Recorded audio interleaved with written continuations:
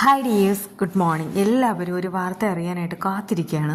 അതായത് ഒരാളുടെ കണ്ടീഷൻ എങ്ങനെയാണ്, ഒരു ആക്സിഡൻറ്റ് നടന്നിട്ട് ഇത്രയും ടൈമായിരിക്കുന്നു വർഷയുടെ കണ്ടീഷൻ ഇനി എന്താണെന്ന് അറിയാനുള്ള ആ ഒരു ആകാംക്ഷയിൽ നിങ്ങൾ ഇരിക്കുന്നുണ്ടെങ്കിൽ എനിക്ക് നിങ്ങളോട് ചില പ്രധാനപ്പെട്ട കാര്യങ്ങൾ പറയാനുണ്ട്.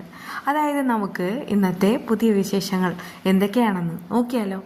അതായത് ആദ്യം കാണിക്കുന്നത് ഹോസ്പിറ്റലാണ്. അവിടെ ഇങ്ങനെ എല്ലാവരും പതിവ് പോലെ കരഞ്ഞും പിഴിഞ്ഞും എല്ലാം ഇരിക്കുന്നുണ്ട്. ഓരോരുത്തരായിട്ട് കാണിക്കുന്നുണ്ട്. അതായത് ആദ്യം വസുന്ധരയെ കാണിക്കുന്ന സമയത്ത് വർഷയായിട്ടുള്ള ആ ഒരു സ്നേഹവും കാര്യങ്ങളൊക്കെ കാണിക്കുകയാണ്. അഞ്ജുവിനെ കാണിക്കുമ്പോൾ വർഷയെ കണ്ടുമുട്ടിയതും പിന്നെ അവർ രണ്ടുപേരും ഇൻഡിപെൻഡൻറ്റ് ഫ്രണ്ട്സ് ആയിട്ടുള്ള കാര്യങ്ങളൊക്കെ കാണിക്കുന്നു. ശിവയെ കാണിക്കുമ്പോഴും അഭിരാമിയെ കാണിക്കുമ്പോഴും അങ്ങനെയൊക്കെ തന്നെയാണ്. ഓരോരുത്തർക്കും ഓരോ അനുഭവമുണ്ട്. അടുത്തതായിട്ട് വിവേകിനെ കാണിക്കുമ്പോഴാണ് വർഷ ആദ്യമായിട്ട് കണ്ടുമുട്ടിയതും സ്റ്റണ്ട് കൂടിയതും പിന്നീട് ആ ഒരു വഴക്ക് ഒരു പ്രണയത്തിലേക്ക് മാറുന്നതും വിവാഹത്തിൻ്റെ ഈ ഒരു നിമിഷം വരെ, അതായത് വിവാഹം നടന്നില്ലല്ലോ, ആ നിമിഷം വരെയുള്ള കാര്യങ്ങളെല്ലാം മനസ്സിലൂടെ ഓടിയെത്തുമ്പോൾ ആൾക്കാണെങ്കിൽ ഭയങ്കരമായിട്ട് ടെൻഷനും സങ്കടവും ഒക്കെ ഉണ്ടാകുന്നു. ഇരുന്നിട്ട് ഇരപ്പുറയ്ക്കാതെ എല്ലാം ഉണ്ടാക്കി വെച്ച അഭിരാമി തന്നെ കൂട്ടുകാരികളുടെ അടുക്കലേക്ക് എത്തുകയാണ് കേട്ടോ. എനിക്ക് ചില പ്രധാനപ്പെട്ട കാര്യങ്ങൾ നിങ്ങളോട് ചോദിക്കാനുണ്ട്. യഥാർത്ഥത്തിൽ വർഷയ്ക്ക് എന്താ സംഭവിച്ചത്? ഞാൻ അങ്ങോട്ടോ ഇങ്ങോട്ടോ മാറിയ സമയത്ത് ഇവിടെ എന്തെങ്കിലും അനിഷ്ട സംഭവങ്ങൾ ഉണ്ടായിട്ടുണ്ടോ? ഉണ്ടെങ്കിൽ ഒന്ന് പറയാമോ എന്നൊക്കെ അവളിങ്ങനെ ചോദിക്കുന്നുണ്ട്. കൂട്ടുകാരികൾ പറയുന്നുണ്ട്, അല്ല ഡ്രസ്സെല്ലാം മാറി, ആഭരണമെല്ലാം ഇട്ടു, സുന്ദരിയായി സന്തോഷവതിയായി അവൾ നേരെ പോയത് അനുഗ്രഹം മേടിക്കാനാണ്. അതും ശ്രീനാഥിൻ്റെ അടുക്കൽ നിന്ന്. ആദ്യമായിട്ട് ശ്രീനാഥിൻ്റെ അനുഗ്രഹം മേടിക്കണം എന്നുള്ളത് അവൾക്ക് ആഗ്രഹവും അവകാശവും ഒക്കെ ആയിരുന്നു. അങ്ങനെ വളരെ സന്തോഷത്തിൽ പോവുമായിരുന്നു. പക്ഷേ കുറേ കഴിഞ്ഞിട്ട് അവളിങ്ങനെ ഓടി വരുന്നത് കണ്ടു. അവളുടെ പിന്നാലെ വിവേകും അതുപോലെയല്ല ശ്രീനാഥും വന്നിട്ടുണ്ടായിരുന്നു. എന്താണെന്ന് അറിയില്ല, എന്തോ ഒന്നും നടന്നിട്ടുണ്ട്. അപ്പോൾ പിന്നെ എന്തായിരിക്കും നടന്നത്? ശ്രീനാഥിൻ്റെ റൂമിൽ പോയ വർഷയ്ക്ക് എന്താണ് സംഭവിച്ചതെന്ന് അവർ മൂന്നുപേരും കൂടെ ഗൂഢമായിട്ട് ആലോചിക്കുന്നുണ്ട്. അപ്പോഴേക്കും അവിടെയാണെങ്കിൽ വിവേക് ഉണ്ടായിരുന്നോ എന്നുകൂടെ ആലോചിച്ച് നോക്കുകയാണ്. വിവേക് ഉണ്ടായിരുന്നു, കാരണം വിവേകും കൂടെയാണ് ഓടിയെത്തുന്നത്. അപ്പോൾ പിന്നെ ഈ വർഷയ്ക്ക് ഈ ഒരു അപകടം നടന്നതിൻ്റെ തൊട്ട് മുൻപ് ആ നടന്ന ഇൻസിഡൻറ്റ് എന്താണെന്ന് വിവേകിനും അറിയാം, ശ്രീനാഥിനും അറിയാം. ഇനിയിപ്പോൾ സത്യങ്ങളെല്ലാം നമ്മൾ എങ്ങനെ അറിയുമെന്ന് അവരിങ്ങനെ പരസ്പരം ചോദിക്കുകയാണ്. വിവേകുണ്ട്, പക്ഷേ വിവേകിനോട് ഇപ്പോൾ ചോദിക്കാൻ പറ്റില്ല. ആളാണെങ്കിൽ തകർന്ന് തരിപ്പണമായിട്ട് ഇരിക്കുമ്പോൾ ഈ ഒരു കാര്യവും ചോദിച്ച് അങ്ങോട്ട് പോയാൽ സ്വാഭാവികമായിട്ട് ഈ പിള്ളേരോട് ദേഷ്യം തോന്നും. അതുകൊണ്ട് തന്നെ അവരാണെങ്കിൽ അങ്ങനെ ഇങ്ങനെ പോകാതെ നിൽക്കുകയാണ് കേട്ടോ. അപ്പോഴേക്കും അഭിരാമി പറയുന്നുണ്ട്, ശ്രീയേട്ടൻ. ആ സമയത്താണ് അവരെല്ലാവരും ശ്രീനാഥിൻ്റെ കാര്യം ഓർക്കുന്നത്. ഹോസ്പിറ്റലിൽ എല്ലായിടത്തും നോക്കുന്നുണ്ട്, ഇല്ല, ശ്രീനാഥ് വന്നിട്ടില്ല, ശ്രീനാഥ് വണ്ടിയിൽ കയറിയിട്ടില്ല എന്നുള്ള കാര്യത്തിൽ 100% ഉറപ്പാണ്. അപ്പോൾ പിന്നെ ശ്രീനാഥ് എന്തുകൊണ്ട് ഇതുവരെ വന്നിട്ടില്ല? ആ സമയത്ത് അഭിരാമി പറയുന്നുണ്ട്, ഒരു കാര്യം ചെയ്യാം, ഞാൻ പോയിട്ട് ശ്രീയേട്ടനോട് കാര്യങ്ങൾ ചോദിക്കാം. ശ്രീയേട്ടന് എല്ലാം അറിയാമായിരിക്കും. അതെ, അത് തന്നെ നല്ലത്. തൽക്കാലം വിവേകിനെ നമുക്ക് വെറുതെ വിടാമെന്നൊക്കെ വർഷയും പറയുന്നുണ്ട്, ഈ ശിവയും പറയുന്നുണ്ട് കേട്ടോ. അങ്ങനെ അഭിരാമി ശ്രീനാഥിനെ തപ്പി അവിടെ ഇവിടെയൊക്കെ ആയിട്ട് ഇങ്ങനെ നടക്കുന്നുണ്ട്. അതേസമയം ശ്രീനാഥിനെ കാണിക്കുകയാണ്. ശ്രീനാഥാണെങ്കിൽ രണ്ടാമതും എവിടെയൊക്കെ പോയി കുടിച്ച് ഫിറ്റായി പരുവായി ഒരു ഓട്ടോയിൽ കയറിയിട്ട് ആ ഒരു ഹോസ്പിറ്റലിൻ്റെ ഭാഗത്തേക്ക് എത്തുകയാണ്. എത്ര രൂപയാണെന്ന് ചോദിക്കുമ്പോൾ 150 രൂപ എന്ന് ഡ്രൈവർ പറയുന്നു. അയാളാണെങ്കിൽ കൂടുതൽ കൊടുക്കുന്നു. വേണ്ട, ടിപ്പായിട്ട് വെച്ചുകൊള്ളാനായിട്ട് ശ്രീനാഥ് തന്നെ ഉപദേശിക്കുന്നുമുണ്ട്. ഇതെന്ത് കാണിക്കാനാണ് ഇത്രയധികം ഫിറ്റായിട്ട് അങ്ങോട്ട് പോകുന്നതെന്നൊക്കെ ഓട്ടോക്കാരൻ പിറുപിറുക്കുന്നു. പക്ഷേ ശ്രീനാഥ് ഉണ്ടോ, കേൾക്കുന്നു. ശ്രീനാഥ് വർഷയെ തേടി ഇങ്ങനെ നടക്കാണ്. ശ്രീനാഥിൻ്റെ മനസ്സിലും വർഷ ഇങ്ങനെ അവിടെ വന്നതും വർഷ എല്ലാ കാര്യങ്ങളും കേട്ടതും അതെല്ലാം ഇങ്ങനെ മനസ്സിലേക്ക് ഓടിയെത്തുന്നു. അത് ഓർക്കുമ്പോൾ തന്നെ വല്ലാത്തൊരു സങ്കടവും എല്ലാം ഉണ്ട്.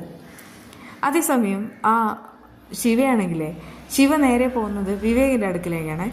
വിവേകാണെങ്കിൽ അവിടെ മാറി നിന്നിട്ട് ഓരോ കാര്യങ്ങളായിട്ട് ഓർത്തെടുക്കുകയാണ്.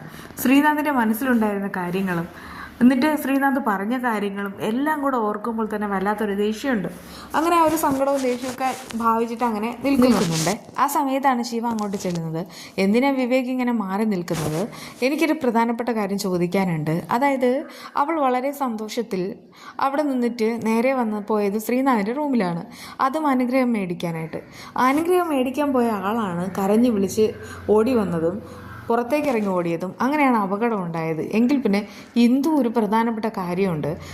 പക്ഷേ വിവേകിന് കാര്യം അറിയാം, കാരണം വിവേകും കൂടെ ആ സമയത്ത് പുറത്തേക്ക് വരുന്നത് ഞങ്ങൾ കണ്ടതാണ്. അതെന്താണെന്നൊന്ന് പറയും, ഞങ്ങൾക്കാകെ ടെൻഷനായിട്ടിരിക്കുക. അത് കേട്ട് വിവേകിന് ദേഷ്യമാവാണ്. വിവേക് പറയുന്നുണ്ട്, എനിക്കൊന്നും അറിയില്ല, നിങ്ങൾ എന്തൊക്കെയാണ് പറയുന്നത്? വർഷ ഇങ്ങനെ ഓടിപ്പോകുന്ന കണ്ടു. അപ്പോൾ ഞാനും ഓടി വന്നു, അത്രയേ ഉള്ളൂ. ആ സമയത്ത് ചോദിക്കുന്നുണ്ട്, അല്ല ആ സമയത്ത് വിവേകും ശ്രീനാഥും കണ്ടിരുന്നു? ഇല്ല, ഞങ്ങൾ തമ്മിൽ മീറ്റ് ചെയ്തില്ല എന്ന് വിവേക് ഇങ്ങനെ കള്ളം പറയുകയാണേ. അതെന്തോ ആയിക്കോട്ടെ, ഒരു കാര്യം ചെയ്യും, വിവേക് ഇവിടെ ഒറ്റയ്ക്ക് നിൽക്കണ്ട, അങ്ങോട്ട് പോകാം, അവിടെയാണെങ്കിലും എല്ലാവരും നിൽക്കുന്നതെന്നൊക്കെ പറഞ്ഞിട്ട് ശിവ വിളിക്കുന്നുണ്ട് കേട്ടോ. പക്ഷേ വിവേക് പറയുന്നുണ്ട് പൊക്കോളൂ, ഞാൻ വരാമെന്ന്. അങ്ങനെ നിൽക്കുന്ന സമയത്താണ് ആ കാറുകാരൻ വരുന്നത്. എന്നിട്ട് സ്വയം പരിചയപ്പെടുത്തുന്നു, എൻ്റെ പേര് ശരത് ചന്ദ്രൻ, ഞാനിവിടെ IT കമ്പനിയിൽ വർക്ക് ചെയ്യാം, എൻ്റെ കാറിടിച്ചാണ് ആ കുട്ടിക്ക് അപകടം ഉണ്ടായത്. അപ്പോഴേക്കും വിവേക് അങ്ങോട്ട് സൈസാവുകയാണ്, താൻ എന്തൊക്കെയാണ് കാണിച്ചത്, മുഖത്ത് കണ്ണില്ലേ, എന്തുകൊണ്ടാണ് അവൾ വന്നത്, കണ്ടില്ല, എന്തിനാ ഇടിച്ചതെന്നൊക്കെ ചോദിക്കുമ്പോൾ അയ്യോ കൂൾ ഡൗൺ, ഞാൻ പറയുന്ന കേൾക്ക്, അതായത് ഞാനായിട്ടൊന്നും ചെയ്തതല്ല, ഒരു കാര്യം പറയട്ടെ, ആ കുട്ടി മനഃപൂർവ്വം വന്ന് ചാടിയതായിട്ട് എനിക്ക് തോന്നിയത്, ഏതാണ്ട് ഒരു ആത്മഹത്യാ ശ്രമം പോലെ. കാരണം ബ്രേക്ക് എടുക്കാനുള്ള ടൈം പോലെ ആ കുട്ടി തന്നില്ല. അത് എന്താ ഇഷ്യൂസ് എന്നൊക്കെ എനിക്ക് അറിയില്ല, പക്ഷേ നിങ്ങളോട് ചോദിക്കട്ടെ എന്തായത്. അത് കേട്ട് വിവേകിന് ഷോക്കാവണം. വിവേക് പറയുന്നതേ ഒന്നുമില്ല അതല്ല എന്തോ ഉണ്ട്, പക്ഷേ സാരമില്ല, പോലീസ് വന്നാലും ഞാനാണെങ്കിൽ മൊഴിയൊന്നും കൊടുക്കാൻ പോകുന്നില്ല, ഇതിപ്പോൾ എനിക്ക് പറ്റിയ അബദ്ധമാണെന്ന് ഞാൻ പറഞ്ഞോളാം പോരെ, അല്ലെങ്കിൽ ഒരു സ്വാഭാവികമായിട്ടുള്ള ആക്സിഡൻറ്റ്.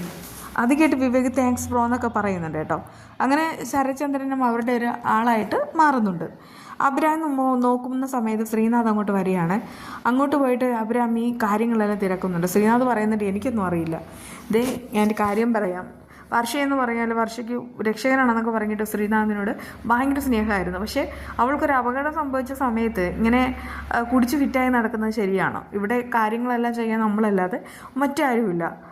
അത് കേട്ട് ശ്രീനാഥ് പറയുന്നുണ്ട്, അതിപ്പോൾ ഞാൻ അറിയാതെ, വേണ്ട കൂടുതലൊന്നും പറയണ്ട, പക്ഷേ അവൾക്കിങ്ങനെ ഒരു അപകടം ഉണ്ടായിട്ടുണ്ടെങ്കിൽ അതിന് പിന്നെ നിങ്ങളാണ്, എന്തോ ഒരു കാര്യമുണ്ട്, അതൊന്ന് തുറന്നു പറയും.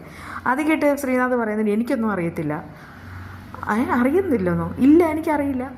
അല്ല, നിങ്ങൾ നേരത്തെ ആണെങ്കിലേ ആ വർഷം ഓടി വന്ന സമയത്ത് വിവേകും ശ്രീയേട്ടനും ഓടി വരുന്നുണ്ടല്ലോ, നിങ്ങൾ രണ്ടുപേരും കണ്ടിട്ടുണ്ടായിരുന്നോ? ആ സമയത്ത് ശ്രീനാഥ് പറയണ ഞാൻ കണ്ടു, ഞാനും വിവേകും സംസാരിച്ചുകൊണ്ട് നിൽക്കുകയായിരുന്നു, അത് കഴിഞ്ഞിട്ടാണ് വന്നത്. ആ സമയത്ത് ശിവ അവിടെ നിൽക്കുകയാണ്. ശ്രീനാഥും വിവേകും കണ്ടിട്ടും ശ്രീനാഥിനെ കണ്ടില്ല എന്ന് ഈ വിവേക് എന്തിനാ കള്ളത്തരം പറഞ്ഞെന്നൊക്കെ അവിടെ നിൽക്കുന്ന ശിവ ഇങ്ങനെ വളരെയധികം ദേഷ്യത്തിൽ മനസ്സിൽ പറയുന്നുണ്ട് കേട്ടോ. എന്നാൽ ശ്രീനാഥിനൊന്നും അറിയില്ല എന്ന് തന്നെ അയാളിങ്ങനെ പറയുന്നതുകൊണ്ട് അഭിരാമിക്ക് പിന്നെ കൂടുതലായിട്ട് ഓപ്ഷൻസ് ഒന്നുമില്ല. അങ്ങനെ ഡോക്ടർ വരെയാണ്. ഡോക്ടർ വരുന്ന സമയത്ത് കാര്യങ്ങൾ എന്തായെന്നൊക്കെ അവരെല്ലാവരും കൂടെ പോയി ചോദിക്കുകയാണ്. അപ്പോഴേക്കും ഡോക്ടർ പറയുന്നുണ്ട് ഓപ്പറേഷനില്ല, സക്സസ്ഫുൾ ആയിരുന്നു, വേറെ കുഴപ്പമൊന്നുമില്ല. പക്ഷേ അങ്ങനെ നമുക്ക് ആശ്വസിക്കാൻ പറ്റില്ല, കാരണം ആ വർഷയുടെ കണ്ടീഷൻ എന്ന് പറയുന്നത് നമുക്കൊന്നും പറയാൻ പറ്റില്ല. ഏതാണ്ട് 48 മണിക്കൂർ ആളെ ഒബ്സർവേഷനിൽ വെച്ചിരിക്കണം. ആ സമയത്ത് എന്താണ് സംഭവിക്കുന്നതെന്ന് നമുക്ക് പിന്നീട് അറിയാം.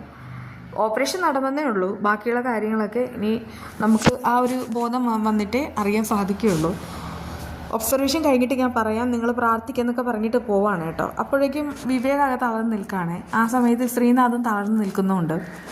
വസുന്ധരയുടെയായി. പക്ഷേ വിവേക് വന്നിട്ട് പറയുന്നുണ്ട് വീട്ടിലാണെങ്കിൽ ഒരുപാട് പേർ വന്നിട്ടുണ്ട്, അവരെയൊക്കെ പറഞ്ഞയക്കണം, മമ്മി ഇവിടെ വന്നാൽ ശരിയാവത്തില്ല, വേഗം തന്നെ മല്ലികാക്കയും കൂട്ടി പൊക്കോളൂ. അത് കേട്ടിട്ട് വസുന്ധര പറയുന്നുണ്ട് പറ്റില്ല, ഞാനിവിടെ നിൽക്കാമെന്ന്. പക്ഷേ മല്ലികയും കൂടെ നിർബന്ധിക്കുകയാണ്, നമുക്ക് പോയിട്ട് വരാം മാഡം, അതാണ് നല്ലതെന്ന്. അങ്ങനെ അവരെല്ലാവരും പോകാനായിട്ട് തയ്യാറായിട്ട് നിൽക്കുകയാണ് കേട്ടോ. ഇനിയിപ്പോൾ വർഷയുടെ കണ്ടീഷൻ 48 മണിക്കൂർ കഴിഞ്ഞാൽ പറയാൻ പറ്റും.